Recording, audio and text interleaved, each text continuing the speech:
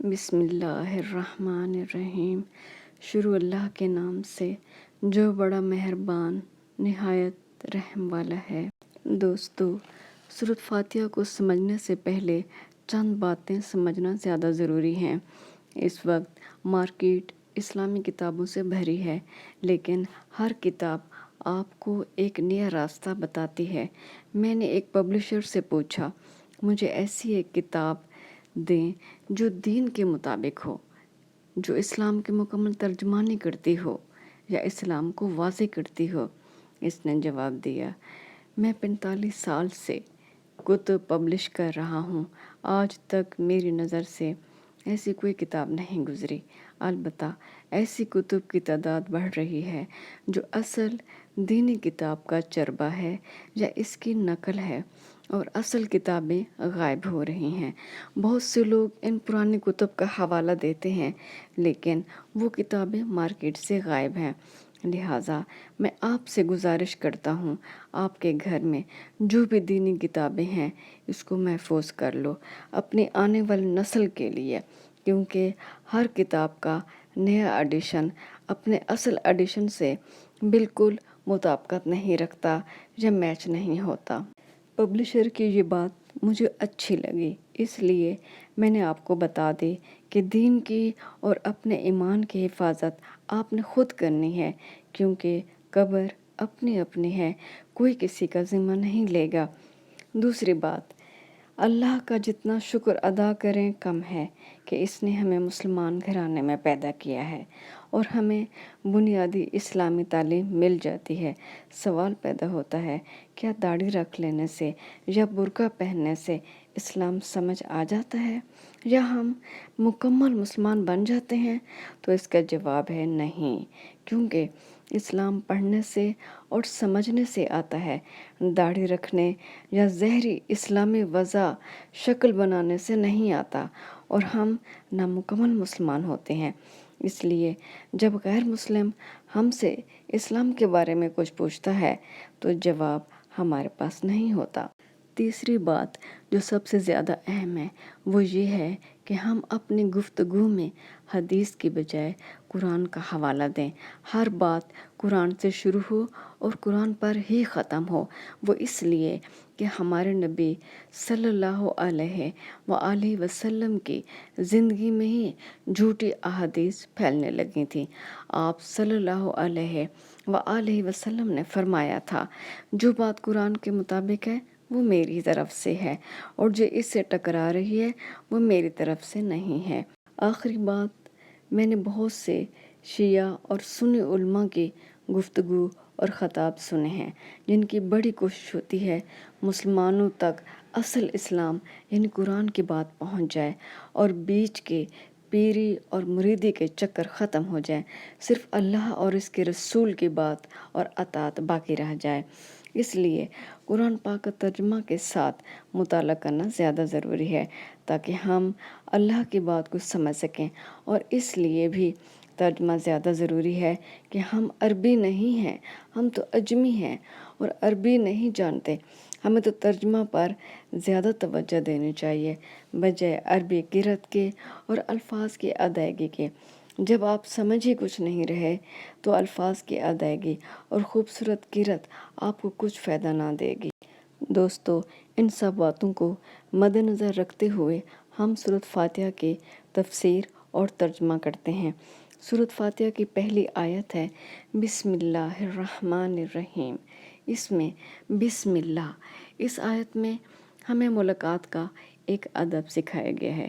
جب کوئی اجنبی آپ سے ملتا ہے تو وہ آپ کو اپنا تعارف کرواتا ہے، پہلے اپنا نام بتاتا ہے، پھر اپنا کوئی ہنر بتاتا ہے کہ میں یہ کام کرتا ہوں۔ ایسے ہی اللہ پاک اپنا تعارف کرواتا ہے اپنے خالص ذاتی نام اللہ سے کہ میرے بندے میں اللہ ہوں، مجھے پہچان۔ پھر آگے اللہ پاک اپنی صفت خاص بتاتے ہیں جو تمام صفتوں سے افضل مقام رکھتی ہے اور سب پر بھاری ہے، وہ ہے رحمت کی صفت، جو ہر کافر، مشرک اور مسلم کے لیے یکساں ہے۔ اس دنیا میں اور آخرت میں صرف اپنے نیک اور چاہنے والے بندوں کے لیے ہی مخصوص ہوگی۔ الرحمن الرحیم، لفظ الرحمن خالص عربی لفظ نہیں ہے بلکہ یہ عبرانی لفظ ہے۔ عربی لوگ اس کو ناپسند کرتے تھے۔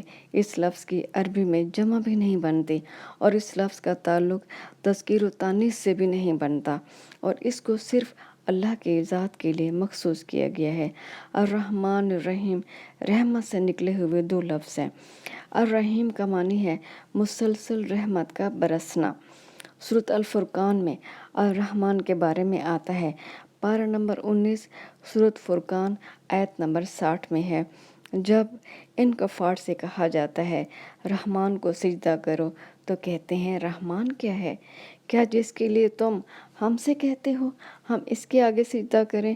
اور اس سے بدکتے ہیں، کیونکہ اللہ پاک کے باقی تمام صفاتی نام وہ دیگر ہستیوں کے لیے بھی استعمال کر سکتے تھے اور کرتے تھے، لیکن الرحمن کو وہ استعمال نہیں کر سکتے تھے۔ اب اس ایک آیت تک تو ہمیں سمجھ آ گیا کہ ایک ہستی اپنا تعارف کرواتی ہے، نام اللہ ہے اور وہ رحمت والی ہستی ہے۔ اب یہ بات جاننا زیادہ ضروری ہے کہ اس کی رحمت کس مخلوق کے لیے زیادہ اہمیت رکھتی ہے۔ اس دنیا میں 3 قسم کے مخلوق پائی جاتی ہیں۔ ایک مخلوق وہ جو عقل اور ارادہ یا اختیار نہیں رکھتے، وہ صرف اللہ کی فرما بردار ہے۔ اس میں فرشتے، سورج، چاند، زمین، آسمان، مٹی، پتھر، پھل، پانی، درخت وغیرہ شامل ہیں۔ یہ مخلوق روز اول سے ہی اپنے کام سر انجام دے رہی ہے۔ دوسری وہ قسم جو ابتدائی احساس اور علم و فہم رکھتی ہے لیکن ارادہ اور اختیار نہیں رکھتی، وہ ہیں حیوانات۔ یہ مخلوق بھی روز اول سے ہی ایک جیسے اثرات اور حرکات سے مسلسل کام کر رہی ہے۔ تیسری قسم وہ مخلوق جو عقل و فہم اور ارادہ و اختیار بھی رکھتی ہے، یہ انسان اور جنات ہیں۔ حیرت کی بات یہ ہے کہ پہلی 2 قسم کی مخلوق اپنی بقا کے لیے انسان کی محتاج نہیں ہے، لیکن انسان اپنی بقا کے لیے ان کا محتاج ہے۔ پہلی قسم کی 2 مخلوق پر اس کائنات کے موسم، دھوپ چھاؤں، بارش، آب و ہوا متاثر نہیں کرتے۔ نہ ان کو لباس کی ضرورت ہے، نہ ان کو جوتے کی، اور نہ ان کو کھانا پکانے کی یا گھر بنانے کی۔ تو اس سے معلوم ہوا کہ انسان اس کائنات کا حصہ نہیں ہے، کیونکہ انسان کو یہاں کی ہر چیز متاثر کرتی ہے۔ تو یہ طے ہوا کہ انسان اس کائنات میں ایک آزمائش کے لیے بھیجا گیا ہے۔ اس کی اصل جائے پیدائش تو جنت ہے۔ یہ تو جنت کی مخلوق ہے، اس لیے اللہ کی رحمت کی یہ زیادہ حقدار ہے، کیونکہ یہ آزمائش میں ہے۔ اس سے معلوم ہوا کہ انسان کی پوری ہستی اگر کائنات کے صفحہ سے مٹ جائے تو بھی آفتاب اسی طرح چمکتا رہے گا، سمندر اسی طرح ابلتے رہیں گے، ہوائیں اسی طرح چلتی رہیں گی، پانی اسی طرح برستا رہے گا، سبزے اسی طرح اگتے رہیں گے، درخت اسی طرح پھل دیتے رہیں گے۔ اگر درخت نہ پھل دیں اور سبزیاں نہ اگیں تو انسان بھوکا مر جائے، پانی نہ برسے تو انسان پیاسا مر جائے، ہوا نہ چلے تو انسان گھٹ کر مر جائے، اگر زمین نہ ہو تو انسان کو کھڑے ہونے کی جگہ نہ ملے، اگر آفتاب نہ چمکے تو انسان کی ہستی کا چراغ فوراً بجھ جائے، سمندر نہ ہو تو نہ پانی برسے، نہ سبزیاں اگیں، نہ انسانی غذا میسر آئے۔ الغرض دنیا کی کوئی ہستی اپنے وجود کے لیے انسان کی محتاج نہیں ہے، اس لیے اس کا مقصد صرف اور صرف انسان کی بقا ہے۔ سورۃ فاتحہ کی دوسری آیت ہے الحمدللہ رب العالمین۔ الحمد کا معنی شکر اور تعریف دونوں کے لیے استعمال ہوتا ہے۔ اب یہاں سے اندازہ لگائیں، پہلی آیت میں اللہ نے اپنا تعارف کروایا اور دوسری آیت میں اللہ فرماتا ہے میری تعریف اور میرا شکر بجا لاؤ، یعنی تمام تعریفیں اور تمام شکرانے صرف اللہ کے لیے ہیں۔ سوال پیدا ہوتا ہے بھائی کیوں شکر بجا لائیں؟ اللہ پاک اس کا جواب اسی دوسری آیت کے اگلے حصے میں دیتا ہے۔ رب العالمین، رب کا معنی ہے پالنا اور تربیت کرنا۔ اس کا مطلب ہے کہ اللہ پاک ہمارا نہ صرف خالق ہے بلکہ وہ ہمیں پال بھی رہا ہے اور تربیت بھی کر رہا ہے۔ پالنا کے معنی کی وضاحت یوں بھی کرتے ہیں جو قرآن میں آتا ہے، سورۃ بقرہ میں آیت نمبر 3، اسی نے تمہارے لیے وہ سب پیدا کیا جو زمین میں ہے۔ سورۃ حج میں آتا ہے، آیت نمبر 9 ہے، کیا تو غور نہیں کرتا کہ زمین میں جو کچھ ہے اس کو تمہارے کام میں اس نے لگا رکھا ہے۔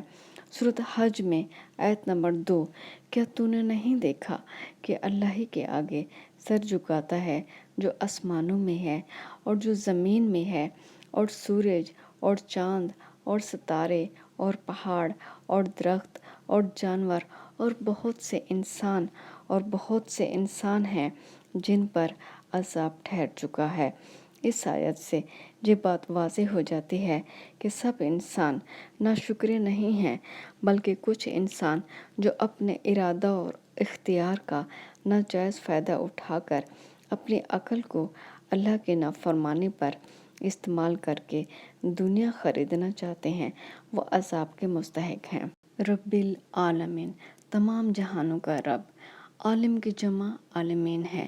اب یہاں پہ اللہ پاک نے مختلف جہانوں کا ذکر کیا ہے جس کے بارے میں ہم انسانوں کا علم محدود ہے، لیکن اللہ پاک نے جتنا علم انسان کو دیا ہے اس کے مطابق عالم ارواح، عالم طیور، عالم حیوانات، عالم نباتات، عالم جمادات، عالم ملائکہ وغیرہ، اس کے علاوہ نہ جانے کتنے جہان ہیں جس کا ذکر اللہ نے رب العالمین کہہ کر کیا ہے۔ یہاں ایک بات واضح ہے، رب سے مراد صرف روزی دینا ہی نہیں ہے، بلکہ وہ تمام بنیادی ضرورتیں فراہم کرنا ہے جو زندہ رہنے کے لیے ضروری ہیں، مثلا کپڑا، مکان، اولاد، روزی کا وسیلہ یا روزگار، کیونکہ اللہ کا وعدہ ہے انسان کبھی بھوکا نہیں سوتا، بھوکا اٹھتا ضرور ہے۔ صحت، تندرستی، سکون، فرصت کے اوقات، پرسکون نیند، خوف سے نجات، امید وغیرہ بہت نعمتیں ہیں اللہ کی جن کو بندہ گن نہیں سکتا۔ اگر یہ سب نعمتیں یا کوئی ایک اللہ چھین لے تو انسان کا جینا دشوار ہو جاتا ہے۔ رب العالمین سے پیری مریدی والی بات بھی ختم ہو جاتی ہے، کیونکہ جب اللہ پاک دعوے سے کہہ رہا ہے میں تمام جہانوں کا پالنے والا ہوں، تو یہ پیر کون ہوتے ہیں؟ عطا کرنے والے۔ یہ تو خود اللہ سے مانگتے ہیں، اور اسی طرح شرک کی بھی مکمل نفی ہو جاتی ہے۔ دوستو، اب سوال پیدا ہوتا ہے، شرک کیا ہے؟ شرک کا جاننا زیادہ ضروری ہے۔ شرک کے لغوی معنی ہے حصہ داری، اور اس کے اصطلاحی معنی ہے اللہ تعالیٰ کی ذات میں یا صفات میں یا عبادت میں کسی اور کو حصہ دار بنانا یا اس کو تسلیم کرنا شرک کہلاتا ہے۔ عرب میں زیادہ تر مشرکین تھے جو خدا کو اگرچہ مانتے تھے لیکن یہ بھی مانتے تھے کہ اس کے سوا اور بھی خدا ہیں جو خدا کے شریک ہیں، اور نظام عالم انہی کے ہاتھ سے انجام پاتا ہے۔ انسان کی فطرت ہے کہ جس سے براہ راست اس کو کام پڑتا ہے اس کو زیادہ مانتا ہے، اسی سے محبت زیادہ کرتا ہے، اسی کی پرستش کرتا ہے۔ چونکہ مشرکین کا اعتقاد تھا کہ بادلوں کی بارش، غلہ کی پیداوار، نباتات کی رویدگی سب اجرام فلکی یہ اصنام کا کام ہے، اس لیے ان کو ابدیت کا جو کچھ تعلق تھا انہی معبودوں سے تھا، وہ انہی کو عبادت کرتے تھے، انہی سے محبت رکھتے تھے، انہی پر نذرانے چڑھاتے تھے، انہی کے لیے قربانیاں کرتے تھے۔ اسلام سے پہلے جتنے بھی مذاہب تھے، باوجود اس کے خدا کی توحید اور صفات پر ایمان رکھنا ان کے اصول میں بھی داخل تھا، مگر ان کی تعلیمات میں تربیت مفقود تھی، اور یہ نہیں معلوم ہوتا تھا کہ ان کی نگاہ میں توحید کا مسئلہ اہمیت کے کس درجہ پر ہے۔ حضرت صلی اللہ علیہ وآلہ وسلم نے اس کی تعلیم دی اور اس مسئلہ کی اصلی اہمیت کو محسوس کیا۔ اللہ اگر چاہے تو انسان کے تمام گناہوں سے درگزر کر سکتا ہے، مگر اسی ایک حقیقت سے انکار وہ جرم ہے جس کو وہ کبھی معاف نہ فرمائے گا۔ سورۃ نساء آیت نمبر 18 میں اللہ پاک فرماتا ہے یقیناً خدا شرک کو معاف نہ کرے گا اور اس کے سوا جس کے جو گناہ چاہے معاف کر دے گا۔ شرک کا دوسرا بڑا ذریعہ بزرگوں کی مشرکانہ تعظیم سے روکنا۔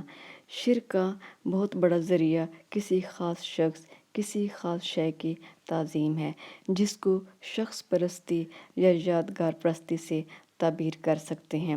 حضرت عیسیٰ علیہ السلام، رام چندر، کرشن کو اسی خوش اعتقادی نے آدمی سے خدا بنا دیا۔ اس بنا پر قرآن مجید نے نہایت پرزور مذمت کی۔ اللہ تعالیٰ سورۃ نساء میں آیت نمبر 23 میں فرماتا ہے اے اہل کتاب، اپنے دین میں حد سے زیادہ نہ بڑھ جاؤ اور خدا کی نسبت وہی کہو جو حق ہے۔ مسیح یعنی عیسیٰ بن مریم صرف خدا کے پیغمبر ہیں۔ اللہ تعالیٰ ایک اور آیت میں فرماتا ہے سورۃ مائدہ آیت نمبر 3، وہ لوگ کافر ہیں جو کہتے ہیں کہ عیسیٰ بن مریم خدا ہیں۔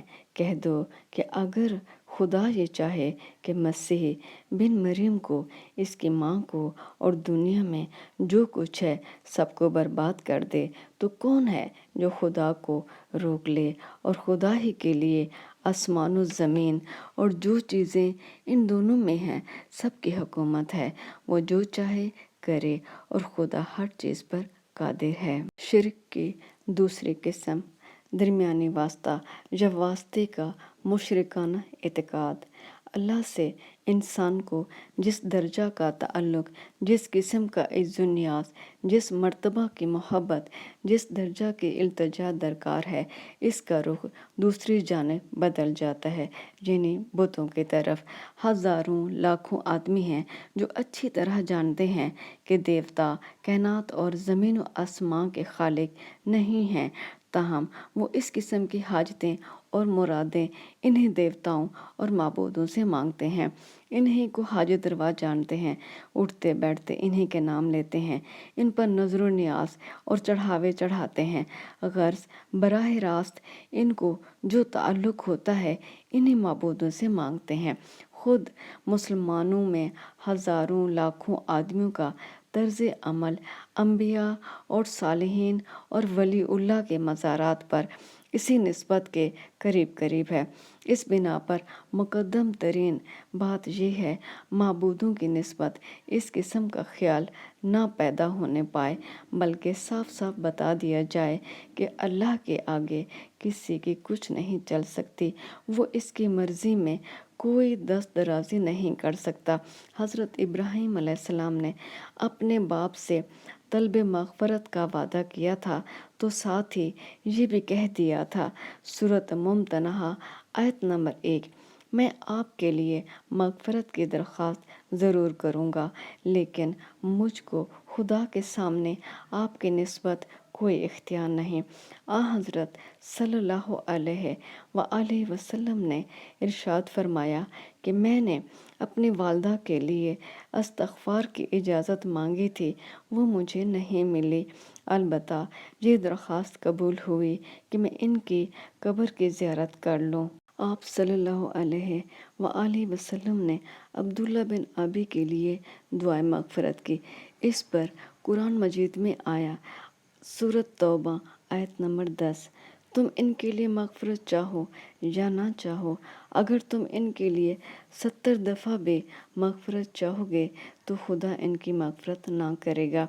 آپ صلی اللہ علیہ وآلہ وسلم ہمیشہ ہر موقع پر اس بات کا خیال رکھتے تھے اور بار بار تاکید کرتے تھے کہ میری مدح کرتے وقت مبالغہ آمیزی سے پرہیز کریں، کیونکہ مبالغہ شرک ہے۔ قرآن مجید میں جب یہ آیت اتری وَأَنذِرْ عَشِيرَتَكَ الْأَقْرَبِينَ، تو آپ صلی اللہ علیہ وآلہ وسلم نے خاندان کے لوگوں کو جمع کر کے فرمایا اے قریشیو، اے اولاد عبد المطلب، اے عباس، اے صفیہ، اے فاطمہ میرے مال سے جو مانگو میں دے سکتا ہوں، لیکن خدا کے ہاں میں تمہارے لیے کچھ نہیں کر سکتا۔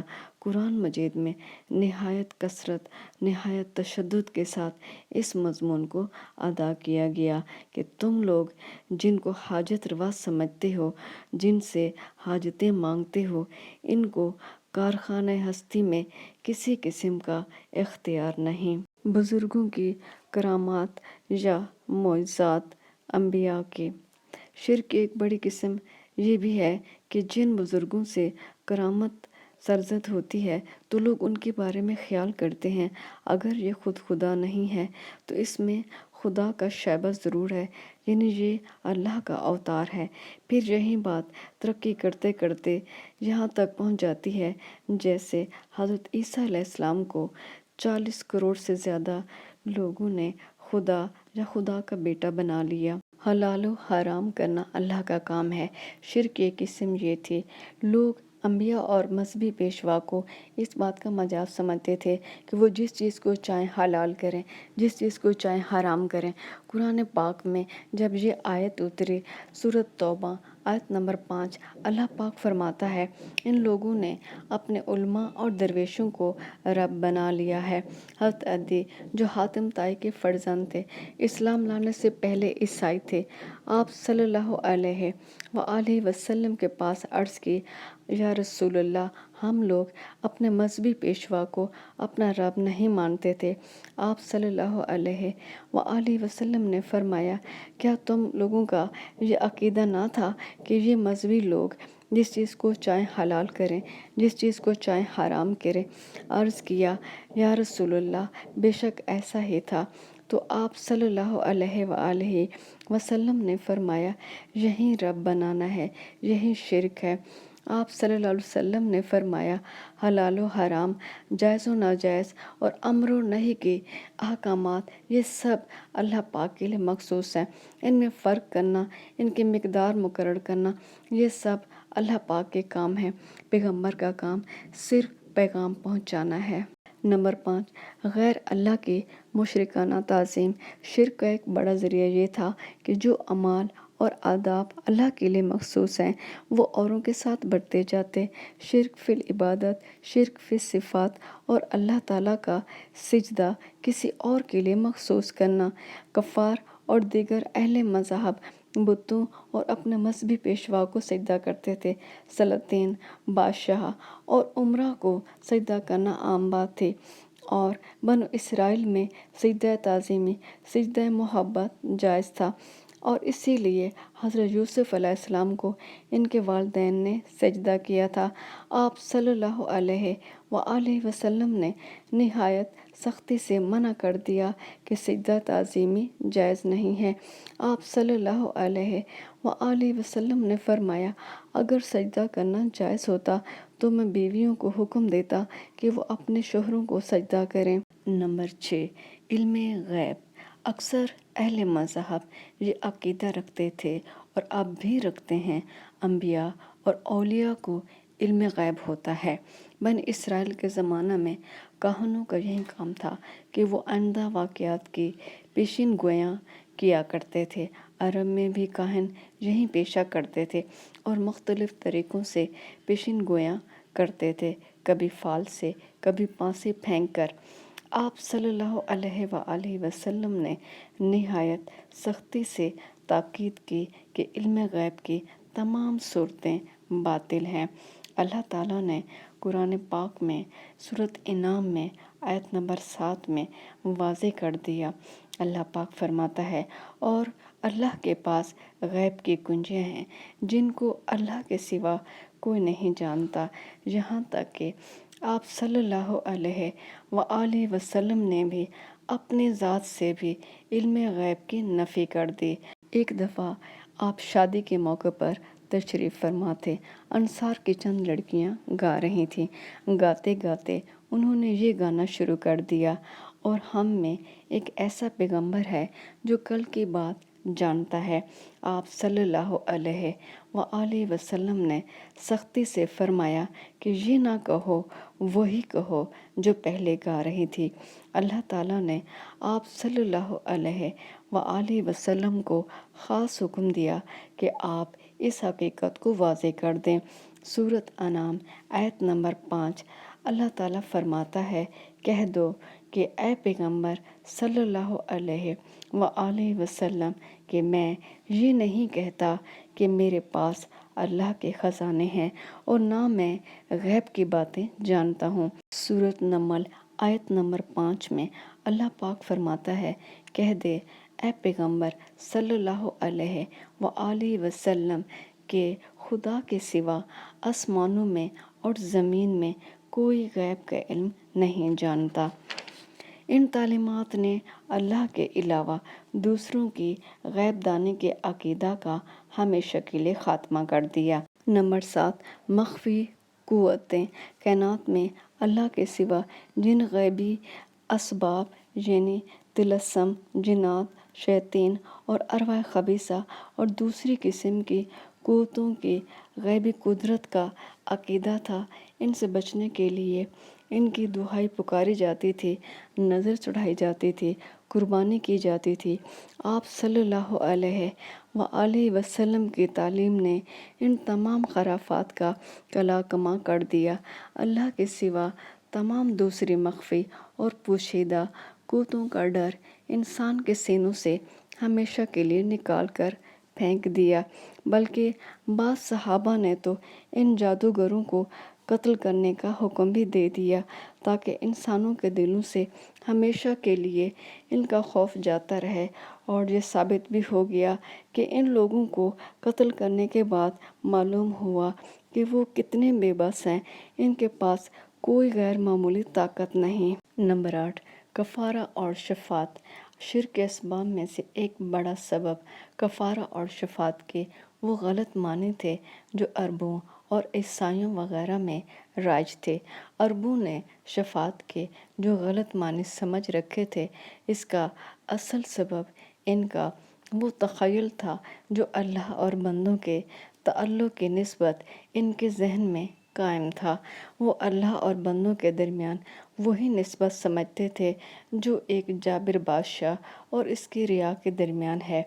जिस तरह बादशाह के दरबार तक एक आम और मामूली रिया की रसाई दरबारियों, सिफारशियों और मुकर्रबों के बगैर मुमकिन नहीं, इसी तरह अल्लाह के दरबार में भी वो इसके दरबारियों, सिफारशियों और मुकर्रबों के बगैर रसाई को मुमकिन नहीं समझते थे। इसलिए वो दरमियानी हस्तियों के खुश रखने की ज़रूरत को महसूस करते थे। वो अपने बुतों, देवताओं और फरिश्तों को इसी नियत से पूजते थे और कहते थे, ये अल्लाह के यहाँ हमारे सिफारशी हैं। आप सल्लल्लाहु अलैहि वआलैहि वसल्लम ने जब इनकी इस बुत परस्ती पर इनको मलामत की तो उन्होंने साफ कहा, हम इनको इसीलिए पूछते हैं कि वो हमको अल्लाह के नज़दीक कर दें। नंबर 9, अल्लाह की रज़ा में कोई शरीक नहीं। अक्सर नेक लोगों की निस्बत ये समझा जाता है कि इनकी रज़ा अल्लाह की रज़ा है। इसमें ना सिर्फ बदअक़ीदा लोग बल्कि अहले तौहीद भी गलती से मुब्तला हो जाते हैं। आप सल्लल्लाहु अलैहि वआलैहि वसल्लम ने इंसानों को इस गलती से आगाह किया और बताया, दुनिया में रज़ा सिर्फ अल्लाह की है। इसकी ख्वाहिश के मुताबिक दुनिया चल रही है और इसकी ख्वाहिश के मातहत सारी कायनात और सारी मखलूक है। नंबर 10, कब्र परस्ती और यादगार परस्ती। आप सल्लल्लाहु अलैहि वआलैहि वसल्लम ने तस्वीर बनाने से सख्त मना किया। इसकी यही वजह थी कि अव्वल लोग किसी बुज़ुर्ग और मजहबी रहनुमा की तस्वीर घर में रखते थे तो मोहब्बत या यादगार के तौर पर रखते थे, लेकिन रफ्ता रफ्ता इन्हीं तस्वीरों की परस्तिश होने लगती थी। चुनाचे हिंदुओं और रोमन कैथोलिक ईसाइयों में इस तरह तस्वीर परस्ती और इससे बढ़कर बुत परस्ती का रिवाज हुआ। इस बिना पर आप सल्लल्लाहु अलैहि व आलैहि वसल्लम ने तस्वीर खींचने से या बनाने से सख्त मना फरमाया। शिर्क का बड़ा ज़रिया कब्र परस्ती है। कब्रों और यादगारों को लोग इबादत गाह बना लेते हैं, सालाना मजमा करते हैं, दूर दूर से सफ़र करके आते हैं, कब्रों पर मस्जिदें बनाते हैं, मन्नतें मानते हैं, नजरें चढ़ाते हैं। आप सल्लल्लाहु अलैहि वसल्लम ने इन तमाम अफ़ाल से मना किया। वफ़ात से 5 दिन पहले आप सल्लल्लाहु अलैहि वसल्लम ने फरमाया, तुमसे पहले लोग कब्रों को मस्जिद बना लेते थे। देखो, मैं तुमको मना करता हूँ, कब्रों को मस्जिद ना बनाना। आप सल्लल्लाहु अलैहि वसल्लम ने फरमाया, अल्लाह यहूद व नसारा पर लानत करे। इन लोगों ने अपने पैगंबरों की कब्रों को मस्जिद बना लिया। दोस्तों, ये सब बातें तौहीद के मुतल्लिक वो इस्लाहात थीं जिनका ताल्लुक ज़्यादातर अमाल और रोज़मर्रा की बोलचाल से था, लेकिन हकीकी इस्लाह जिससे तौहीद की तकमील होती है वो है क़ल्ब व रूह की तौहीद। इंसान के तमाम कामों का कोई ना कोई नफ्सियाती मुहर्रिक होता है। कोई तलब शोहरत के लिए काम करता है, कोई दुनियावी मुआवजा के लिए काम करता है, कोई नुमाइश और दिखावे के लिए काम करता है, कोई गैर की मोहब्बत या अदावत में काम करता है। इन तमाम कामों का मुहर्रिक दर हकीकत गैर खुदा है जिसने अल्लाह की जगह ले ली है।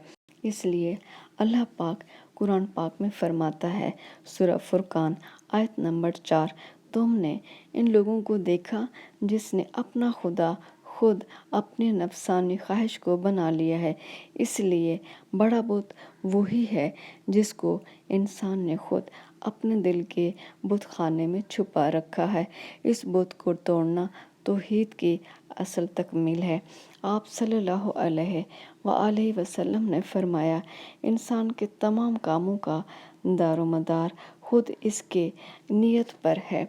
इसलिए एक मुसलमान के काम का असल मुहर्रिक सिर्फ अल्लाह होना चाहिए। अल्लाह का खौफ, अल्लाह की अतात, अल्लाह की खुशनुदी, अल्लाह की मोहब्बत, गर्ज सिर्फ अल्लाह होना चाहिए। और रहमान ने रहीम। सूरत फातिहा की तीसरी आयत में अल्लाह पाक फिर अपनी रहमत का जिक्र करते हैं ताकि इसका बंदा या इसकी मखलूक जान ले इनका खालिक बहुत मेहरबान है। वो इनको कभी अकेला नहीं छोड़ेगा, वो इनके साथ है, वो इनकी ख़ता को दरगुजर कर देगा अगर वो खलूस से तौबा करें। मालिक यौमिद्दीन, दीन का मतलब जज़ा, सज़ा या बदले का दिन है, यानी क़यामत का दिन। यहाँ ये बात काबिल ज़िक्र है कि क़यामत के दिन का मालिक या बादशाह ऐसा तारुफ अल्लाह ने क्यों करवाया? क्या वो बाकी दिनों का मालिक नहीं है? ऐसा हरगिज़ नहीं है। वो हर दिन का मालिक है, वो हर कायनात के ज़र्रे ज़र्रे का मालिक है। बात सिर्फ ये है कि इस दुनिया में इंसान अच्छा करे या बुरा करे, इसको अपना माबूद माने या ना माने, हर हाल में अल्लाह को पुकारे या बुतों को या किसी और चीज़ को माबूद बनाए, फिर भी रिस्क अल्लाह ताला की ज़ात ही अता करती है और मुश्किल अल्लाह ताला ही दूर करता है। इंसान के बनाए हुए आर्जी माबूद इस काबिल नहीं कि वो अल्लाह की ज़ात का मुकाबला कर सके। हैरत की बात है, इंसान अपना माबूद तख्लीक कर लेता है लेकिन अपने लिए औलाद नहीं बना सकता, अपनी कटी हुई टांग या टूटा हुआ बाजू जोड़ नहीं सकता। धड़कन बंद हो जाए तो दिल को दोबारा धड़कने पर मजबूर नहीं कर सकता, लेकिन वो अपना माबूद बना लेता है, वो भी अपने जैसा। अल्लाह पाक कुरान पाक में फरमाता है, लैसा कमिस्लिही शैउन, इस कायनात में अल्लाह जैसी कोई भी शय नहीं जिससे तुम अल्लाह को तशबीह दे सको। मालिक यौमिद्दीन का मतलब है इस दुनिया में तुम जो चाहो करो, लेकिन मैं तुम्हारे साथ हूँ, तुम्हें पालता हूँ, तुम्हें सीधा रास्ता दिखाता हूँ, ये मेरा फ़र्ज़ है। लेकिन यौमिद्दीन के दिन यानी क़यामत के दिन सिर्फ इन लोगों का साथ दूंगा जो मेरे साथ थे और ज़र्रे ज़र्रे का हिसाब लूँगा। इसलिए हर अमल एहतियात से करो, کیونکہ زمین کی ہر چیز کا وارث صرف اللہ ہے۔ ہم اس دنیا میں رہ کر اس کی دی ہوئی نعمتوں کو استعمال کرتے ہیں۔ کچھ لوگ ضرورت سے زیادہ استعمال کرتے ہیں، کچھ اپنے وارثوں کے لیے بچا کے رکھتے ہیں، اور کچھ لوگوں کا حق مار کر اپنا قبضہ جما لیتے ہیں اور بھول جاتے ہیں کہ اللہ فرماتا ہے ہر آنے والا بچہ اپنا رزق لے کر آتا ہے۔ بعض اوقات والدین کی طرف سے ملنے والا ورثہ بچہ استعمال کر ہی نہیں سکتا۔ اس زمین پر بے شمار حویلیاں، محلات آج بھی زمین پر موجود ہیں جن کا کوئی بھی وارث نہیں۔ ایک بندہ کہانی بیان کرتا ہے کہ ایک بندے کو اللہ سے ملنے کا شوق تھا۔ ایک دن اس نے کہا، میں اللہ سے ملنے جا رہا ہوں۔ کچھ عرصہ بعد وہ بندہ واپس گاؤں آیا اور لوگوں نے پوچھا، تم اللہ سے ملنے گئے تھے، اللہ اس وقت کیا کر رہا تھا؟ اس بندے نے جواب دیا، اللہ درانتیاں بنا رہا تھا۔ ایک درانتی میری طرف پھینک دی اور فرمایا، میرے بندے، جو بوؤ گے وہ کاٹو گے۔ ان تمام باتوں سے ہمیں یہ اندازہ ہوتا ہے کہ عقیدہ آخرت جب تک پختہ نہیں ہوگا، ہمارا کوئی عمل سیدھا نہیں ہوگا۔ ہم نمازیں پڑھ لیں، روزے رکھ لیں، تہجد پڑھ لیں، لیکن ساتھ ساتھ لوگوں کو ستائیں، ایسے اپنے غریب رشتہ داروں کا خیال بھی نہ رکھیں، احسان کر کے جتائیں، بات کریں تو آغاز میں گالی دیں، تکبر کے بغیر ہمارا سانس ہی نہ آتا ہو، اپنے سے کمتر لوگوں کو ذلیل کرنا، جھوٹ بولنا، دھوکہ دینا، فحاشی اور زنا کرنا، شراب نوشی، یہ ساری برائیاں موجود ہوں، اپنا فرض ادا کے بغیر اپنا حق مانگنا، یہ ساری برائیاں عبادت سے بھی زیادہ طاقتور ہیں، جو ایمان کو بری طرح کھا جاتی ہیں۔ وہاں صرف دل میں شیطان بس جاتا ہے، ایمان اپنی جگہ چھوڑ دیتا ہے۔ اس لیے ایسی کمزور اور زہری عبادت تمام برائیوں کے ساتھ آپ کو کچھ فائدہ نہ دے گی، آپ کو ساری برائیاں ترک کرنی ہوں گی۔ ایسا اس وقت ہوگا جب آپ کا عقیدہ آخرت یقین کی حدوں کو چھو رہا ہوگا، جہاں اللہ پاک اپنے آپ کو الرحمن الرحیم کہتا ہے، وہاں اللہ پاک فرماتا ہے، بندہ میں مالک یوم الدین بھی ہوں، مجھے بھول نہ جانا۔ اس لیے ہمارے نبی صلی اللہ علیہ وآلہ وسلم فرماتے ہیں، موت کی گھبراہٹ سے پناہ مانگو اللہ کی۔ ہم اکثر دیکھتے ہیں کہ موت سے لوگ ڈرتے ہیں اور پناہ مانگتے ہیں۔ آخر کیا وجہ ہے؟ وجہ یہ ہے، موت تو تکلیف کا ایک شدید ذائقہ ہے، اس کے بعد انسان امر ہو جاتا ہے، پھر اس کو موت نہیں آتی، لیکن موت کی یہ تکلیف اس وقت خطرناک صورت اختیار کر لیتی ہے جب بندہ برے اعمال کا مالک ہو۔ برے اعمال والا ہی موت سے زیادہ ڈرتا ہے، لہٰذا موت سے نہ ڈرو، اپنے اعمال سے ڈرو، کیونکہ ان کی بنیاد پر ہی آپ کو اچھا یا برا اجر ملے گا۔ ہر مذہب میں آخرت کا عقیدہ پایا جاتا ہے۔ اگر تمام دنیا والے آخرت کے عقیدہ پر عمل کر لیں تو یہ دنیا پرسکون اور جنت بن جائے گی۔ اللہ پاک نے سورۃ فاتحہ کی پہلی 4 آیات میں اپنی صفات کو بیان کیا ہے۔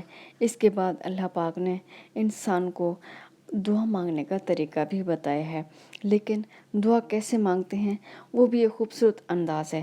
اب دیکھیں دعا کیسے مانگو۔ خوبصورت انداز یہ ہے کہ پہلی آیت میں اللہ پاک نے فرمایا، میں اللہ ہوں، بڑا مہربان ہوں۔ دوسری آیت میں فرمایا، تمام تعریفیں مجھ سے شروع ہوتی ہیں اور مجھ پر ہی ختم ہوتی ہیں۔ وجہ بھی بتا دی کہ میں اس دنیا کا ہی نہیں، تمام عالمین کا رب ہوں، اس کو پالنا، ان کے ضرورتوں کو پورا کرنا، آرام پہنچانا میرا کام ہے۔ تیسری آیت میں اللہ پاک نے فرمایا، میں مہربان اور رحمت والا ہوں۔ چوتھی آیت میں اللہ پاک فرماتا ہے، میں مالک یوم الدین ہوں، یعنی بندے کے لیے ڈر بھی پیدا کر دیا کہ تم نافرمانی کرنے میں حد سے نہ گزر جاؤ، ذرا سنبھل کے اس دنیا میں چلو اور سب کا خیال رکھو۔ یہ 4 آیات ہیں جن میں اللہ نے اپنے صفات کو بیان کیا ہے۔ اس کا مطلب ہے کہ دعا مانگنے سے پہلے اللہ کی صفات کو اور اس کے احسان کو بیان کیا جائے۔ دوستو، سورۃ فاتحہ کی آیت نمبر 5 کی تفسیر کرنے سے پہلے میں آپ کو چند باتوں کی وضاحت کرنا چاہتی ہوں۔ پہلی بات، وہ کون سے اختیارات ہیں جو اللہ تعالیٰ نے انسان کو عطا فرمائے۔ انسان میں اللہ تعالیٰ نے 3 قسم کے اختیارات عطا فرمائے ہیں۔ ان کو حرکات بھی کہتے ہیں: فکری اختیار، قولی اختیار، عملی اختیار۔ ان تینوں سے جو افعال سرزد ہوتے ہیں وہ اچھے بھی ہوتے ہیں اور برے بھی۔ فکری اختیار یعنی رائے صحیح بھی ہوتی ہے اور غلط بھی۔ قولی اختیار، قول سچ بھی ہوتا ہے اور جھوٹ بھی۔ عملی اختیار، اچھا بھی ہوتا ہے عمل اور برا بھی۔ اب سوال یہ پیدا ہوتا ہے کہ صحیح اور غلط، سچ اور جھوٹ، اچھے اور برے میں تمیز کیسے ہو؟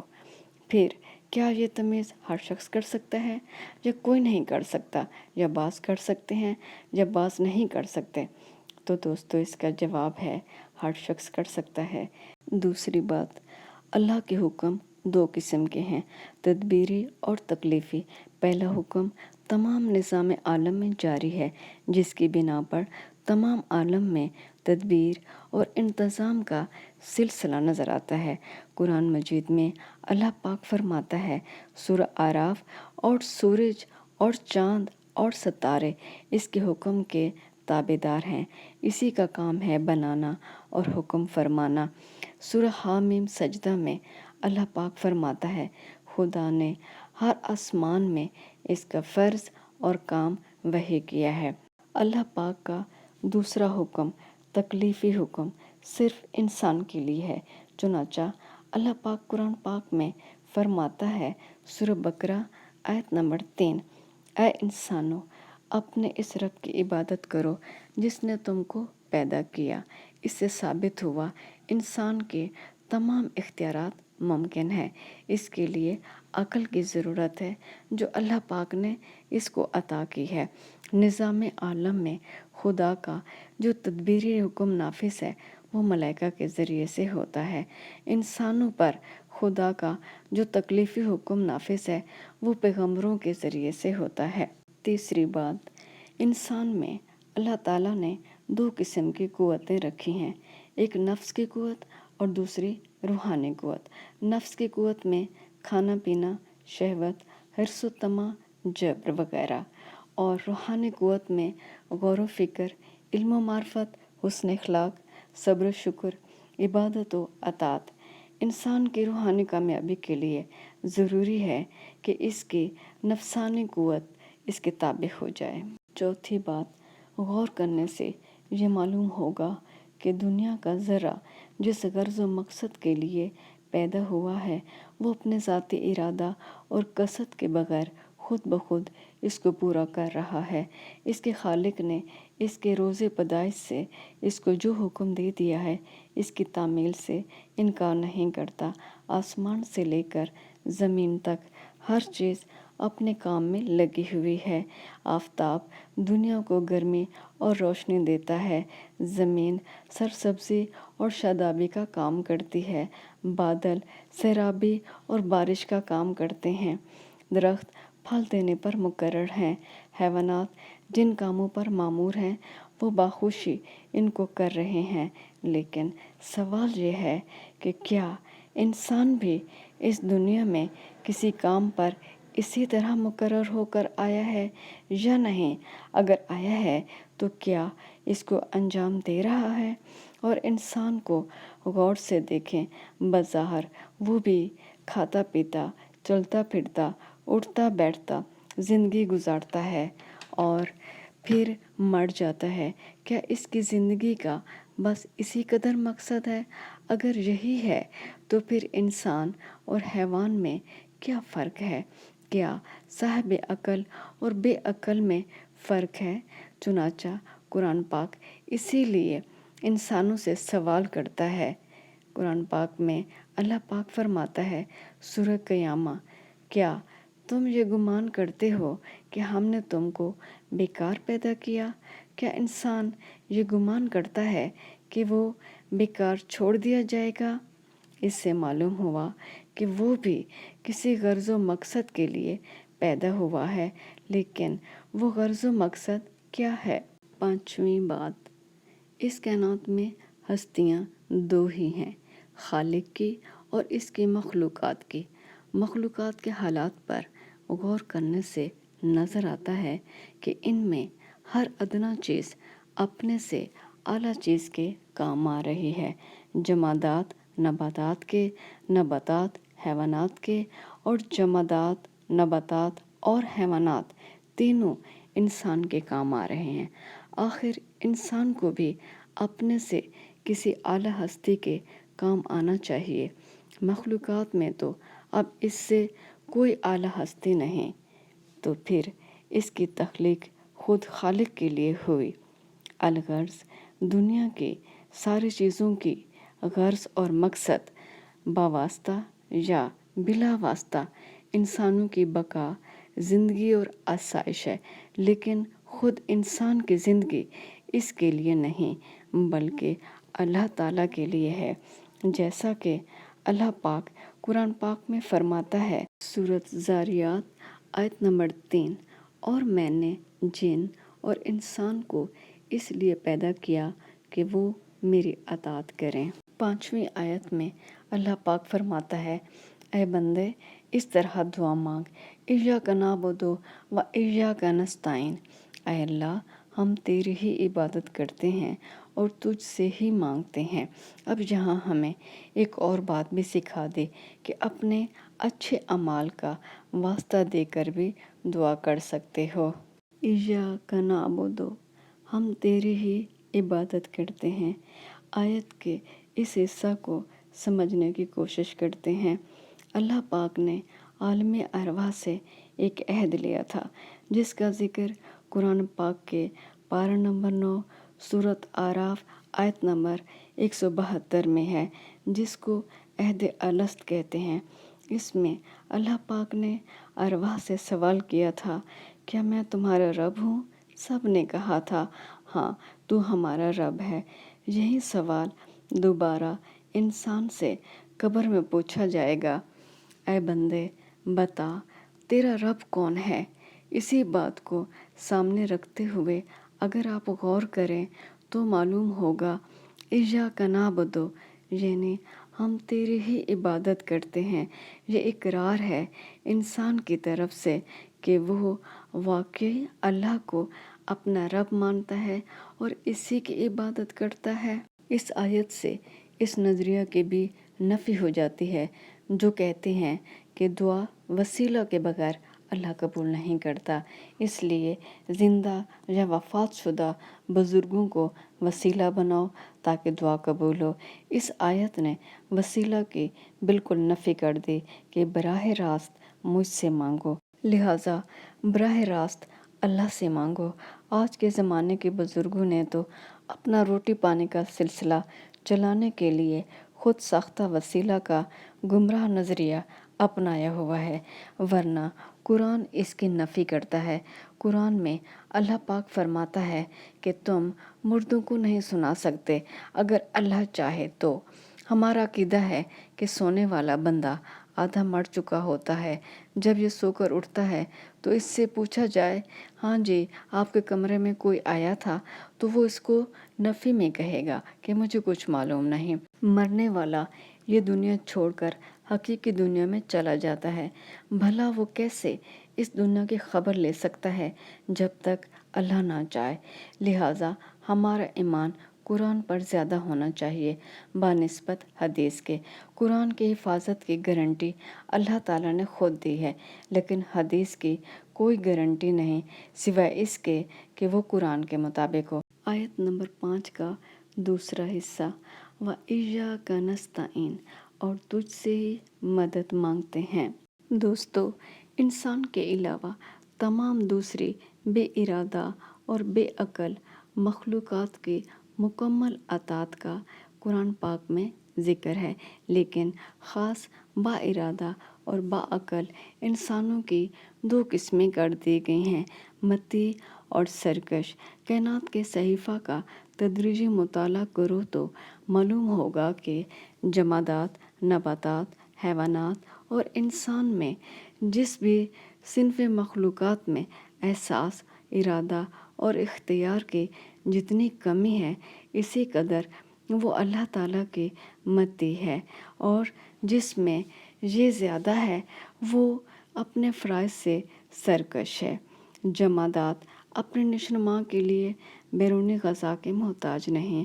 نباتات، ان کی غذا ان کے پاؤں کے نیچے ہوتی ہے اور وہ خود اڑ کر اور چل کر ان تک پہنچ جاتی ہے۔ حیوانات، ان کو اپنے کھانے پکانے نہیں پڑتے اور نہ ہی کھیت بونے پڑتے ہیں، بلکہ ہر وقت ہر قدم پر ان کو خوراک تیار ملتی ہے۔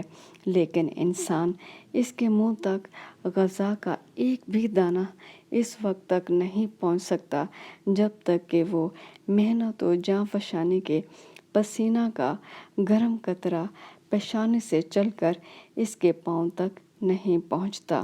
اس لیے بے حد تکلیف والی زندگی بسر کرنے والی مخلوق انسان کے منہ سے بے اختیار نکلتا ہے، وَإِيَّاكَ نَسْتَعِينُ، اور تجھ سے ہی مدد مانگتے ہیں۔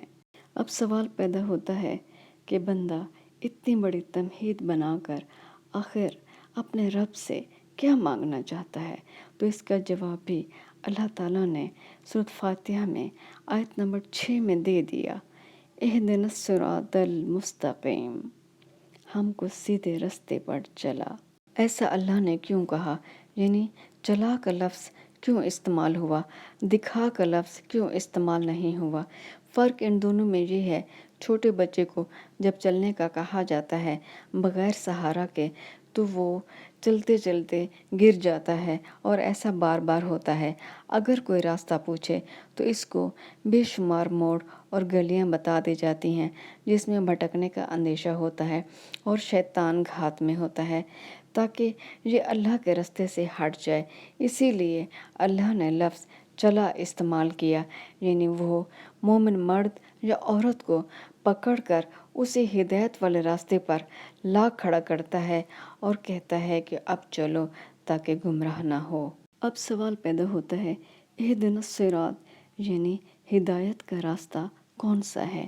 جن و انس کے علاوہ تمام دوسری مخلوقات خیر و شر کی ذمہ داری سے بری ہے، جن میں جمادات، نباتات، حیوانات، فرشتے، یہ سب اپنی خلقت میں اطاعت پر مجبور ہیں، ان سے گناہ سرزد نہیں ہوتے۔ صرف ایک انسان ایسی مخلوق ہے جو بہت سی باتوں میں ارادہ، اختیار اور علم رکھتا ہے۔ نیکی، بدی اور خیر و شر، ان دونوں پہلوؤں میں سے کسی ایک کے اختیار پر قطعی مجبور نہیں ہے، بلکہ وہ عقل و فہم سے سوچ سمجھ کر، انجام پر غور کر کے یا اپنے جذبات کے تحت کوئی کام کرتا ہے۔ اسی لیے وہی خیر و شر کے امتیاز اور حق و باطل کے فرق کے لیے پیغام الہی کا محتاج قرار پایا۔ اللہ تعالیٰ نے انسان کو دوسری مخلوقات کی طرح مجبور پیدا نہیں کیا، بلکہ اس کو احساس، ارادہ اور اختیارات دیے ہیں۔ انسان میں ایک حد تک وسیع اختیارات حاصل ہیں اور وہ دور اندیشی سے کام لیتا ہے۔ تمام مخلوقات میں وہی ارادی تکلیف کا مستحق قرار پایا۔ غیر ذی ارادہ مخلوقات کی طرح وہ اطاعت پر مجبور نہیں ہے، بلکہ بالائے ارادہ اطاعت کے لیے اس کی تخلیق ہوئی ہے۔ اللہ تعالیٰ سورۃ احزاب میں آیت نمبر 9 میں فرماتا ہے، ہم نے اپنی امانت آسمانوں پر اور زمین پر اور پہاڑوں پر پیش کی تو انہوں نے انکار کیا اور اس سے ڈرے اور انسان نے اس کو اٹھا لیا۔ اب ذہن میں سوال پیدا ہوتا ہے، وہ امانت کیا تھی جس کو کسی مخلوق نے قبول نہ کیا بلکہ اس امانت سے ڈر گئے؟ دوستو، یہ امانت کچھ اور نہیں بلکہ نیکی و بدی میں تمیز اور خیر و شر میں فرق کرنے والی الہامی کتابیں ہیں۔ اس وقت ہمارے پاس پہلی الہامی کتابوں کا خلاصہ قرآن پاک کی شکل میں اپنی اصل حالت میں موجود ہے، جس کو سمجھنے کے لیے اللہ پاک انسان کو علم و عقل اور اختیار دیتا ہے، اور اسی امانت کے لیے ہم اللہ سے دعا کرتے ہیں، اہدنا الصراط المستقیم، ہم کو سیدھے رستے پر چلا، آمین۔ سورۃ فاتحہ کی 7ویں آیت، صراط الذین انعمت अलैहिम गैरिल मग़ज़ूबि अलैहिम वलज़ालिन। इन लोगों के रास्ते जिन पर तू अपना फजल करम करता रहा, ना इनके जिन पर गुस्से होता रहा और ना गुमराहों के। सूरह फातिहा की 7वीं आयत का पहला हिस्सा सिरातल्लज़ीना अनअमता अलैहिम, इन लोगों की राह जिन पर तूने इनाम किया। आयत के इस हिस्सा में अल्लाह पाक अंबिया, शुहदा, सिद्दीकीन और सालेह लोगों का जिक्र करता है जिन पर अल्लाह पाक ने अपना इनाम किया और रहमत नाजिल की। ये अल्लाह के पसंदीदा लोग हैं और अल्लाह चाहता है कि इनका रास्ता अपनाओ ताकि तुम मुझ तक पहुंच जाओ। हमारे लिए ये बात जानना ज़्यादा ज़रूरी है कि इनके क्या काम थे या इनका क्या अकीदा था जिसकी वजह से ये लोग अल्लाह के पसंदीदा लोग बन गए। इसका जवाब सूरह बकरा की आयत 3 से 5 तक में दिया गया है। परहेज़गारों के लिए जो गैब पर ईमान लाते हैं और कायम करते हैं नमाज, और जो कुछ हमने इन्हें दिया इसमें से खर्च करते हैं, और जो लोग इस पर ईमान रखते हैं जो आप पर नाजिल किया गया और जो आपसे पहले नाजिल किया गया, और वो आखिरत पर यकीन रखते हैं, वही लोग अपने रब की तरफ से हिदायत पर हैं और वही लोग कामयाब हैं। सूरह फातिहा के आयत नंबर 7 का दूसरा हिस्सा गैरिल मग़ज़ूबि अलैहिम, और ना उन लोगों के रास्ता पर जिन पर तेरा गज़ब हुआ। अब सवाल पैदा होता है कि मग़ज़ूब लोग कौन थे। यहाँ पर मग़ज़ूब से मुराद बनी इसराइल है। कुरान पाक सूरह बकरा के 10 रुकू में इसी कौम के अहवाल व वाक़यात को बयान करता है। हज़रत इब्राहीम अलैहिस्सलाम के 2 बेटे थे, हज़रत इसहाक़ अलैहिस्सलाम और हज़रत इस्माइल अलैहिस्सलाम। हज़रत इसहाक़ अलैहिस्सलाम के बेटे का नाम याकूब था। अल्लाह पाक ने इनको लक़ब इसराइल अता किया। इनके 12 बेटे थे। इनकी औलाद मिस्र में मुंतकिल हो गई थी। उन्होंने मिस्र में इक़्तिदार हासिल कर लिया। हज़रत याकूब अलैहिस्सलाम की औलाद खूब तरक्की की और हज़रत याकूब अलैहिस्सलाम की निस्बत से बनी इसराइल कहलाई। हज़रत याकूब अलैहिस्सलाम के बेटे का नाम यहूदा था। बनी इसराइल की जो शाख यहूदा की औलाद थी वो यहूद के नाम से मशहूर हुई। अल्लाह पाक ने बनी इसराइल को बड़ी फजीलत अता फरमाई थी। अल्लाह पाक ने बनी इसराइल को बेशुमार इनामात और एहसानात से नवाजा था। इंतहाई पस्ती से निकाल कर बामे अरूज तक पहुँचाया था। दीगर अक़वाम पर फजीलत दी थी। इल्म व हिकमत में कोई कौम बनी इसराइल की बराबरी नहीं कर सकती थी। अल्लाह ताला ने तौरात, इंजील और ज़बूर जैसी किताबें भी इनको अता फरमाई थी। अल्लाह पाक ने इन्हें अहले किताब या अहले इल्म कहकर पुकारा था। इल्हामी किताबों और सहीफ़ों में आखिरी आने वाले नबी की बशारतें भी मौजूद थीं। हज़रत ईसा अलैहिस्सलाम के नज़ूल के बाद ये लोग आखिरी नबी हज़रत मुहम्मद सल्लल्लाहु अलैहि वसल्लम के ज़हूर के मुंतज़र रहते थे, जिसका ज़िक्र इनकी इल्हामी किताबों में था। सूरह बकरा में अल्लाह पाक ने बनी इसराइल पर जो एहसानात किए इनको कुछ इस तरह गिनवाया है। इनमें हज़ारों अंबिया मबूस किए, तौरात, इंजील और ज़बूर जैसी आसमानी किताबें नाजिल की, दुनियावी हुकूमत अता की, फ़िरौन जैसे जाबिर हुक्मरान से निजात दिलाई, मुल्क शाम में इनकी सल्तनत कायम हुई, सहरा में सहराए सीना जिसको कहते हैं, आसमान से मनोसलवा उतारा, मौज़ाती तौर पर पत्थर से 12 चश्मे जारी किए, हर इस नेमत से नवाजा किया जो किसी और कौम को नसीब नहीं हुई। दोस्तों, अब जायज़ा लेते हैं कि दुनिया में फजीलत और मर्तबा वाली कौम को अल्लाह पाक ने अपने गज़ब का निशाना क्यों बनाया। इनके क्या अमाल थे। इसका जवाब भी सूरह बकरा आयत नंबर 41 और 42 से मिल जाता है। अल्लाह पाक फरमाता है, और इस पर ईमान लाओ जो मैंने नाजिल किया, इसकी तस्दीक करने वाला जो तुम्हारे पास है, और इसके पहले काफिर ना हो जाओ, और मेरी आयत के अवज़ थोड़ी कीमत ना लो, اور مجھ ہی سے ڈرو، اور نہ ملاؤ حق کو باطل سے، اور حق کو نہ چھپاؤ جبکہ تم جانتے ہو۔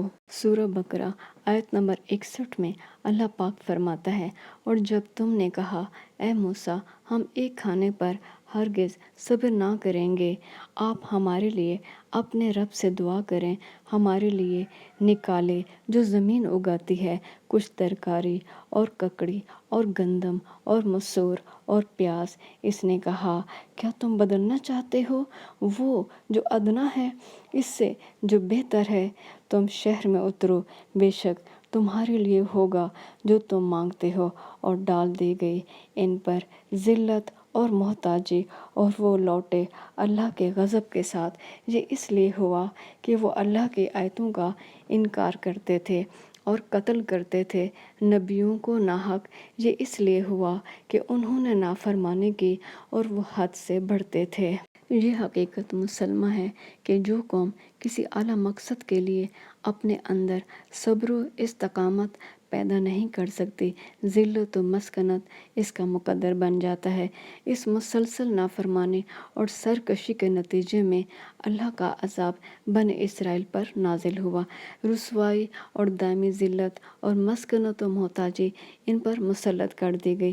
چنانچہ دنیا میں یہود جہاں بھی ہیں ذلیل و خوار اور فقیر و محتاج ہیں۔ پچھلے 1400 سال سے ان میں ذلت و مسکنت چلی آ رہی ہے۔ ان میں گنتی کے چند آدمی دولت مند ہیں، مگر ان کی عوام کا شمار دنیا کی مفلس ترین قوموں میں ہوتا ہے۔ اہل تحقیق کا اتفاق ہے کہ یہود یورپ کے جس جس ملک میں آباد ہیں وہاں کی آبادی میں ان کے مفلسوں کا تناسب بڑا ہوا ہے۔ آج کل ان کی جو حکومت فلسطین میں قائم ہوئی ہے وہ صرف بڑی طاقتوں کے سہارے اور امداد پر قائم ہے، نیز اس کا قائم رہنا بیرونی امداد کا محتاج ہے۔ جو ہی بیرونی امداد بند ہوئی تو یہ ختم ہو کر رہ جائے گی، کیونکہ خدا کا فرمان 100% درست اور صحیح ہے۔ بنی اسرائیل کے عوام اپنے علماء سے غلط باتیں سن لیتے اور انہی کو اصل دین سمجھتے۔ خود تو اہل علم نہیں تھے، نہ ہی کتاب اللہ پڑھ سکتے تھے، اس لیے سنی سنائی باتوں پر یقین رکھتے تھے اور اپنی موجودہ حالت پر خوش اور مطمئن تھے۔ ان کا یہ عقیدہ تھا کہ یہود کے علاوہ جنت میں کوئی نہیں جائے گا، کیونکہ وہ اولاد انبیاء ہیں۔ اگر ان میں سے کوئی دوزخ میں گیا تو صرف چند دنوں کے لیے جائے گا۔ قرآن پاک نے اس کی تردید کر دی کہ ان کے یہ باطل خیالات اور آرزوئیں بے بنیاد ہیں، ان کی کوئی دلیل ان کے پاس نہیں۔ پھر یہود کے خاص اور علماء کا تذکرہ بھی قرآن پاک میں ملتا ہے۔ قرآن پاک نے یہودی علماء کا ایک اور راز بھی فاش کیا جو ان کی ہلاکت اور تباہی کا باعث بنا۔ وہ یہ کہ یہ اپنے ہاتھوں سے کتاب اللہ کو لکھتے اور پھر ان من گھڑت عقائد کو اللہ کی طرف منسوب کرتے۔ یہ دھندا محض اس لیے کرتے تھے کہ تاکہ عوام اور صاحب ثروت لوگ ان کو معاوضہ دیں۔ ان کا یہ جرم بڑا سنگین ہے۔ انہوں نے اپنے ہاتھوں سے کتاب اللہ میں تبدیلی کی اور پھر اس کو تھوڑے سے پیسوں کے عوض بیچ کر دنیاوی فائدہ حاصل کیا۔ اللہ پاک نے سورہ بقرہ میں اس قوم کی مغضوب ہونے کا بھی ذکر کیا ہے کہ یہ کس حد تک نافرمان تھی۔ اللہ پاک فرماتا ہے سورہ بقرہ آیت نمبر 42 میں، حق کو باطل کے ساتھ نہ ملاؤ۔ اس کا مطلب یہ ہے کہ اپنے ذاتی خیالات اور اللہ تعالیٰ کے نازل کردہ سچے احکام کو غلط ملت کر کے پیش نہ کرو، کیونکہ دین میں آمیزش کرنا ناقابل معافی جرم ہے۔ باقی رہا حق کو چھپانے کا سوال، اہل عرب ان پڑھ لوگ تھے۔ ان کے مقابلے میں یہودیوں کے اندر ویسے بھی تعلیم کا بہت زیادہ چرچا تھا، جن کی شہرت عرب سے باہر تک پہنچی ہوئی تھی۔ قدرتی بات تھی، ان پڑھ عرب لوگ علماء یہود کے پاس جا کر پوچھتے تھے کہ یہ صاحب جو ہمارے اندر نبوت کا دعویٰ لے کر اٹھے ہیں، ان کے متعلق اور ان کی تعلیم کے متعلق آپ کی کیا رائے ہے؟ مگر ان علماء نے جان بوجھ کر لوگوں کو صحیح بات نہ بتائی اور حق کو چھپا دیا۔ سورہ بقرہ میں اللہ پاک بنی اسرائیل سے فرماتا ہے، تم میرا عہد پورا کرو میں تمہارا عہد پورا کروں گا۔ ایفائے عہد کے بدلے اللہ تعالیٰ نے بنی اسرائیل کو دنیا میں عزت دی اور آخرت میں جنت کا وعدہ کیا۔ یہودی علماء اپنے فائدے کے لیے کتاب اللہ میں تبدیلی کرتے اور اس کو اللہ کی طرف منسوب کرتے اور فوراً جاہل عوام اس کو مان لیتے اور یقین کر لیتے۔ دوستو، اگر ہم موجودہ دور میں مسلمانوں کی حالت کو دیکھیں تو بہت سے اعمال بنی اسرائیل سے ملتے جلتے نظر آتے ہیں، اور ان میں فرقہ پرستی، جس کو اللہ پاک نے قرآن پاک میں واضح طور پر فرما دیا، اللہ کی رسی یعنی قرآن پاک کو مضبوطی سے تھام لو اور فرقے نہ بناؤ، اور دوسری شخصی تعظیم اور قبر پرستی جو شرک ہے اور مزارات میں عام اور کثرت سے دیکھی جا سکتی ہے۔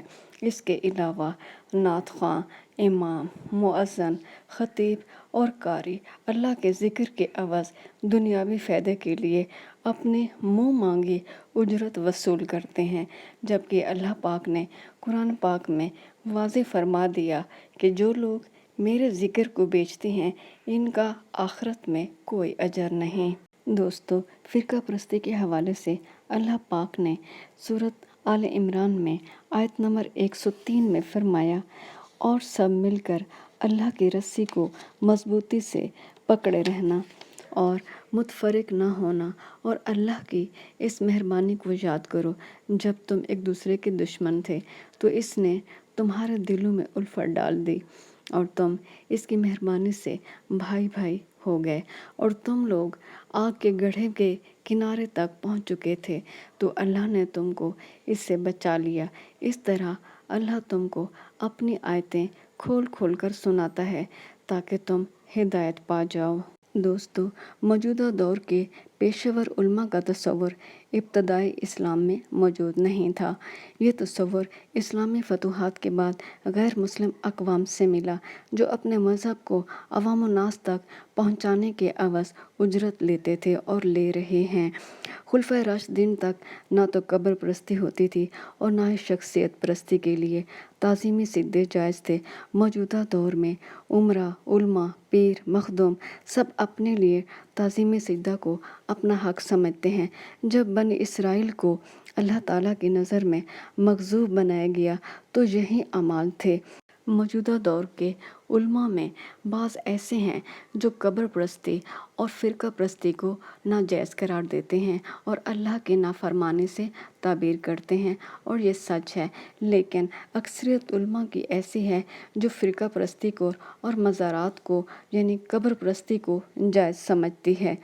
آپ صلی اللہ علیہ وآلہ وسلم نے قبرستان جانے اور عبرت حاصل کرنے کا حکم ضرور دیا تھا، لیکن یہ ہرگز نہیں فرمایا تھا کہ کسی ایک قبر کو مخصوص کر کے وہاں منتیں مانگو، قربانیاں کرو، بڑے بڑے صندوقچوں میں نذرانے ڈالو۔ یہ سب دین میں اضافت ہے اور شرک ہے۔ اگر کسی ایک قبر کو مخصوص کرنے اور جانے کا حکم ہوتا تو یہ عمل ہمارے نبی صلی اللہ علیہ وآلہ وسلم ضرور کرتے، اور وہ اپنے جد امجد حضرت ابراہیم علیہ السلام کی قبر پر مزار بناتے اور وہاں صندوقچہ نذرانوں کا رکھتے، کیونکہ ہر درود پاک میں حضرت ابراہیم علیہ السلام کا ذکر آتا ہے، لیکن ہمارے نبی حضرت محمد صلی اللہ علیہ وآلہ وسلم نے ایسا کچھ نہیں کیا، بلکہ منع فرمایا کہ یہ شرک ہے، اور فرمایا براہ راست اللہ سے مانگو اور تعظیمی سجدہ مت کرو کہ سجدے کا زیادہ حقدار اللہ پاک ہے۔ موجودہ دور کے مخدوم قبروں کے سوداگر ہیں، لہٰذا ان سے اپنا ایمان بچاؤ۔ آپ اپنا صدقہ اور خیرات اور زکوٰۃ صرف اور صرف اپنے غریب رشتہ داروں کو دو۔ یہ پیسہ نہ مساجد کے لیے ہے اور نہ مدارس کے لیے اور نہ ہی قبروں یعنی مزارات کے لیے ہے۔ اس کے حقدار آپ کے اپنے غریب رشتہ دار ہیں۔ سورۃ فاتحہ کی 7ویں آیت کا آخری حصہ وَلَا الضَّالِّينَ اور نہ گمراہوں کی۔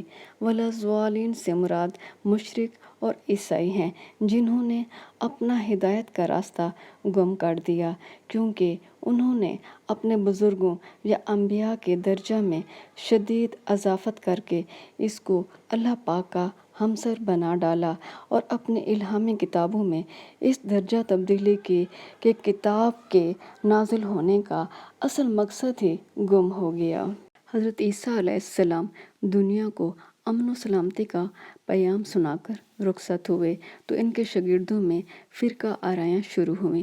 بالآخر پال نے، جو ایک نو عیسائی یہودی تھا، اس طرح عیسائیوں پر غلبہ پایا کہ اس کے بدعت کی خاک میں اصل عیسائیت ہمیشہ کے لیے دفن ہو گئی اور باپ، بیٹے اور روح القدس کا مشرکانہ عقیدہ اس میں داخل ہو گیا۔ بہرحال مورخین کا بیان ہے کہ تیسری صدی سے لے کر 7ویں صدی تک مسیحیت کی جو حالت رہی ہے وہ اس کے لیے باعث ننگ ہے۔ مشرکانہ رسوم نے مذہب کی جگہ لے لی تھی۔ اصل رومی بت پرستانہ عقیدوں نے مسیحی مذہب کا روپ دھار لیا تھا۔ حضرت عیسیٰ علیہ السلام کا یہ پیغام کہ اللہ ایک ہے، اس کی عبادت کرو، ہمیشہ کے لیے ان کے مذہب سے مٹ گیا۔ ضعیف الاعتقادی اس درجہ بڑھ گئی تھی کہ قبر پرستی عام ہو گئی تھی اور ہر بڑے پادری سے اس کی وفات کے بعد دعا مانگی جاتی تھی۔ ملک شام میں جو بڑے پادری تھے، ان کے پیروکار ان کو سجدہ کرتے تھے۔ حضرت عیسیٰ علیہ السلام، بی بی مریم علیہ السلام، روح القدس، حواری اور بڑے بڑے بادشاہوں کے مجسمے بنا کر ان کی پرستش اس کثرت سے ہونے لگی تھی کہ پوری دنیا میں ان کی مثال نہیں ملتی۔ مشرک کون لوگ کہلاتے ہیں؟ وہ لوگ جو شرک کرتے ہیں وہ مشرک کہلاتے ہیں۔ دنیا میں جہاں کوئی بااثر مذہب قائم تھا وہاں ایک ہندوستان کا نام بھی آتا ہے۔ ہندوستان کے تمدن کے 5 مختلف دور گزرے ہیں۔ ایک اصل ہندو ویدک عہد جو 2000 سال کاف میم سے لے کر تقریباً 1400 سال کاف میم تک رہا۔ دوسرا دور جنگ، یعنی جس میں کوروں اور پانڈووں وغیرہ کے مناقشات رہے اور جو 1400 کاف میم سے لے کر تقریباً 1000 قبل مسیح تک ہے۔ تیسرا دور اقلیت، جس میں حکماں و اقلیم کا دورہ تھا اور جو 1000 قبل مسیح سے لے کر تقریباً تیسری قبل مسیح کے نصف تک رہا۔ چوتھا دور بدھا دور، جس میں اس مذہب کا عروج تقریباً 250 قبل مسیح سے لے کر 5ویں صدی عیسوی کے خاتمہ تک رہا۔ پانچواں دور پرانک، جس میں بجائے وید یا گوتم بدھ کی تعلیمات کے پرانوں کی تلقین پر عمل درآمد تھا اور یہ عہد تقریباً 5ویں صدی عیسوی کے اواخر سے لے کر مسلمانوں کے داخلہ ہند تک قائم رہا۔ دوستو، مورخین کا اس بات پر اتفاق ہے کہ قدیم ہندوستان کی تاریخ میں سب سے زیادہ تاریک اور نقائص سے بھرپور آخری دور ہے، جو تقریباً 500 عیسوی سے شروع ہوتا ہے۔ اس دور کے نمایاں خصوصیات حسب ذیل تھیں۔ نمبر 1، شرک، جو ابتدا ہی سے ہندوستان کے خمیر میں داخل تھا، اب وہ حد اعتدال سے باہر ہو گیا۔ چنانچہ وید میں جو 33 دیوتاؤں کی تعداد تھی، اب وہ بڑھتے بڑھتے 33 کروڑ دیوتاؤں تک پہنچ گئی۔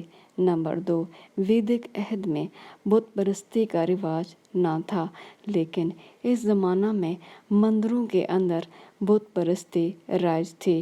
نمبر 3، مندروں کے محافظ بد اخلاقی کے سرچشمے تھے، جو لاکھوں کروڑوں ناواقف پرستش کرنے والوں کو مذہب کے نام سے خوب لوٹتے۔ نمبر 4، ویدک عہد میں ساری ہندو قوم میں اتفاق تھا، لیکن اب ذات پات کی تفریق شروع ہو گئی جو نظام معاشرت کے لیے تباہ کن تھی۔ نمبر 5، عورتوں کو محکوم اور غلامی کا درجہ دیا گیا۔